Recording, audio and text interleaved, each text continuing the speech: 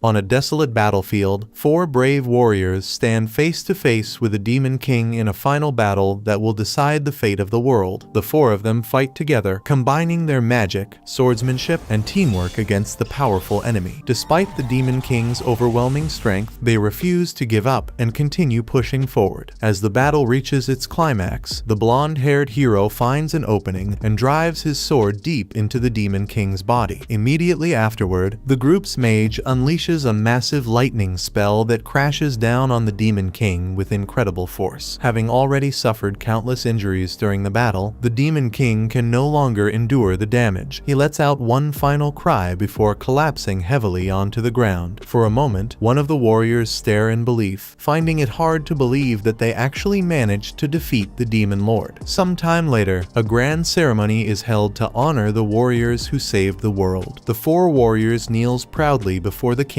as crowds gather to celebrate their victory over the Demon King. To recognize their achievements, the king grants them the title of the 4 emperors, a title reserved only for the greatest mages in the kingdom. One of the warriors, named Ephtal, is completely stunned by the announcement. He knows that throughout history, only people from noble families have ever been allowed to earn the title of emperor. Because of that, he can hardly believe what he is hearing. He admits that the reward is greater than anything he could have ever imagined. The king then walks over to Ephtal personally and addresses him in front of everyone. He explains that while Ephtal may not be the strongest mage in the world, his contributions and achievements are undeniable. For that reason, he has earned the right to bear the title of emperor. From this day forward, he will be known as the Lightning Emperor. Hearing those words causes Ephtal to break down in tears. The crowd erupts into cheers as he struggles to hold back his emotions. After spending 40 years studying and mastering magic, all of his hard work has finally been recognized. Ephtal leaves the ceremony feeling prouder than ever before. For the first time in his life, he feels that all of his sacrifices and efforts have truly paid off. Several years pass after that day, and Ephtal is now an elderly man. One morning, he stands outside and gazes across the open fields in silence. Then a young girl named Merlin approaches him and politely informs him that breakfast is ready and waiting for him inside. About an hour later, Ephtal is seen teaching his students how to maintain a magic circle. The students focus carefully as they try to keep their circles active for as long as possible. During the exercise, one student loses concentration and accidentally causes his magic circle to disappear. Ephtal immediately notices and tells the student not to give up. He explains that maintaining focus is one of the most important skills a mage can learn. If he cannot keep a magic circle active while standing still, then he will never be able to maintain one while chanting spells during battle. Encouraged by Ephtal's words, the boy quickly begins trying again. After some time passes, Ephtal finally brings the exercise to an end. The students release their magic circles and prepare for the next lesson. However, instead of letting them rest, Ephtal immediately suggests moving on to practicing level 4 spells. Before the lesson can continue, Merlin suddenly speaks up. She points out that Ephtal looks exhausted and tells him that he should take a break and get some rest. However, Ephtal simply shrugs off her concern and insists that he is not tired at all. Still, the worried look on Merlin's face causes him to pause for a moment. Seeing her expression reminds him of the day they first met. His thoughts drift back many years to the time shortly after his party defeated the Demon Lord. During that period, he found Merlin as a baby. She had been left alone after her mother was killed during the conflict involving his party. Remembering that day fills Ephtal with guilt. He quietly wonders whether Merlin would come to hate him if she ever learned the truth about the war and discovered that he had killed so many members of her clan. After a moment, he pushes those thoughts aside and returns his attention to the present. Ephtal tells the students to continue practicing their level 4 magic. Before anyone can begin, Merlin speaks up once again. With a confident smile, she declares that she is ready to start learning level 6 magic. After all, she is one of Ephtal's most talented students. Ephtal cannot help but feel impressed by her confidence and ambition. Even so, he gently tells her that there is no reason to rush ahead so quickly. He assures her that she will learn those higher level spells eventually, but now she should focus on the basic. After training, Merlin heads deep into the forest on her own. She is determined to defeat the beast living inside a nearby cave. In her mind, defeating such a powerful monster would prove that she is Ephtal's greatest student. More importantly, she believes that if she becomes strong enough to teach others herself, Ephtal will finally be able to stop working so hard and get the rest he deserves. Unfortunately, things go wrong almost immediately as the beast is far stronger than Merlin expected. Before long, she finds herself running through the forest while being chased by a gigantic wolf-like beast. Merlin has already tried level 4 magic on it, but it didn't do any damage at all, which makes her understand she's going to need something more powerful. Realizing that her normal spells are useless, Merlin decides that she has only one option left. She begins chanting a level 6 spell, even though she has never successfully cast one before. To her surprise, the spell actually works as she launches a level 6 lightning bolt right at the monster. The explosion shakes the area and fills the forest with smoke and dust, and Merlin becomes convinced that she has finally won. Then the beast steps out of the smoke completely unharmed. Before Merlin can react, the creature swats her away with tremendous force. She crashes to the ground and struggles to get back up. The huge wolf slowly approaches her and prepares to devour her. At that moment, Merlin begins to accept that she is going to die. Just as the beast is about to attack, Ephtal suddenly appears and saves her at the last second. Ephtal immediately scolds her for entering the forest alone. Ashamed, Merlin begins apologizing over and over again. Ephtal tells her that she has more talent and potential than any of his other students. However, he warns her not to become obsessed with gaining power too quickly. If she rushes forward without building a proper foundation, that power could easily slip through her fingers. As they speak, Merlin suddenly notices that the beast from earlier is still alive and standing right behind Ephtal. However, he doesn't even flinch. Without turning around, he calmly casts a level 10 lightning spell. A massive surge of lightning erupts from his body and instantly destroys the beast. Later that night, Merlin cannot stop talking about how incredible Ephtal looked when he saved her life, but Ephtal eventually tells her to stop talking and go to bed. Merlin finally gives in and starts walking toward her bed. However, she suddenly turns around and sees Ephtal coughing up blood. For several years now, he has been suffering from an incurable disease, and his condition has gradually been getting worse. The worried look on Merlin's face makes Ephtal realize something. She has known about his illness for a long time. That is the real reason she has been pushing herself so hard to become stronger. Merlin quietly asks Ephtal to take better care of himself and to get as much rest as possible. He tells her that he does not have much time left. Because of that, he has no desire to spend his remaining years lying in bed and waiting for the end. Instead, he wants to spend whatever time he has left doing what he loves most. He wants to continue teaching talented students like her and help them become great mages. Ephtal admits that he always wanted to become the strongest mage. Hearing that confuses Merlin because, as far as she knows, he is already the strongest. After all, he was given the title of Lightning Emperor. Ephtal says he understands why she thinks that, but the truth is different. Even though he was the oldest among the emperors and had achieved many great things, there was always a clear gap between him and some of his party members. Because of that, he never truly considered himself the strongest. The next day, one of Ephtal's students knocks on his door and informs him that the Flame Emperor has finally completed his research on magical aptitude. Curious, Ephtal reads through the document. He quickly discovers that the Flame Emperor has found a way to determine a person's magical aptitude. This was something that people believed was impossible, so Ephtal immediately praises him as a genius, wanting to test the new method right away. Ephtal places one of Merlin's hairs inside a test tube and performs the experiment. The colors that appear inside the tube reveal the strength of her magical affinities. The results show that she has S-rank aptitude in both wind and water magic, which is extremely impressive. She also has a B-rank aptitude for fire magic and a C-rank aptitude for earth magic. Since Ephtal has raised Merlin ever since she was a baby, he can tell that the test results are accurate. Before this discovery, students had to spend years studying basic spells from every magical element. Only after enough practice would teachers have a rough idea of what a person's natural talents were. With this new test, however, they can determine someone's aptitude from the moment they are born. This will make training far more efficient and help talented people grow stronger much faster. Ephtal then asks to take the test himself. Merlin immediately says that there is no need because his results would obviously be maxed out. However, Ephtal insists. He explains that even if he could never reach the highest level of magic, he at least wants to know whether he ever had the talent to do so. The test is performed, but the result comes back completely colorless. One of the students checks the instructions and explains that a colorless result means the person has no magical aptitude at all. He quickly adds that there must be some mistake because Ephtal is one of the strongest mages alive. For a moment, Ephtal loses his composure. He asks for the test to be performed again. The students repeat it several times, but the outcome never changes. Every single test comes back colorless. As he stares at the results, Ephtal slowly begins to understand something. He remembers how learning magic always took him longer than everyone else. He remembers how the other emperors constantly surpassed him despite all his hard work. For the first time, he realizes the truth. The reason he was always left behind was because he had absolutely no magical aptitude. The realization completely breaks him. He starts coughing heavily, and Merlin rushes over to check on him. Later, she knocks on his door and says she wants to bring him some water, but Ephtal simply tells her to stay out. Lying alone in bed, he reflects on his life. He remembers the dream he carried for decades, reaching the highest level of magic. Now that dream has been completely destroyed. No matter how hard he worked, he never had the talent needed to reach that goal. The frustration becomes overwhelming. He thinks about how pathetic he feels and how all his efforts led nowhere. Suddenly, he suffers a heart attack. At that moment, one of his skills called Second Reincarnation activates. His younger self appears in a strange empty space and finds himself standing before a divine being. Looking around, he comments that more than 50 years have passed and admits that he had completely forgotten about Second Reincarnation. He speaks to the entity and reminds her that this is where they first met after he died in another world long ago. The goddess tells him that the time has finally come for his second reincarnation. Before sending him away, she reminds him that he can choose 2 bonus skills. She recommends a skill called 2 times growth, which would allow him to improve twice as fast. However, Ephtal declines the offer. He says that the magical knowledge he already possesses is enough. If he is given enough time to work hard and improve, then he does not need any special advantages. The goddess is impressed by his answer. She smiles, wishes him good luck, and sends him to a new world. A moment later, Ephtal wakes up in the body of a young boy. He suddenly sits upright as memories begin flooding back into his mind. Still confused, he heads downstairs and is immediately greeted by his mother, who warmly hugs him and tells him that breakfast is ready. As he eats with her, his memories continue returning until everything finally becomes clear. He realizes that this is now his third life. Determined not to waste this opportunity, Ephtal makes a promise to himself. This time, he will master magic no matter what. Unfortunately, he soon discovers that he still has no magical aptitude in this new life. The news crushes his hopes, and he begins to believe that he will once again be limited to level 10 magic, just like before. One day, while lying in a field and thinking about his future, he suddenly hears a loud commotion. Looking up, he sees an enraged dragon flying across the sky, while a group of knights desperately chases after it. Without thinking, Ephtal starts running after them. However, he quickly stops and remembers that he is only 4 years old. There is nothing he can realistically do in his current body. As he watches the dragon fly away, he starts thinking about the level 10 spells he created during his previous life. Almost instinctively, he brings his fingers together, and to his shock, the spell activates instantly. A powerful blast shoots through the sky and strikes the dragon directly, bringing the massive creature down in a single attack. Ephtal stares in disbelief at what just happened, but then the truth finally hits him. Even though he was reborn into a new world, he still possesses the same abilities and power that he had at his peak in his previous life. That was episode 1. Subscribe to not miss the next part and watch the next video on screen. I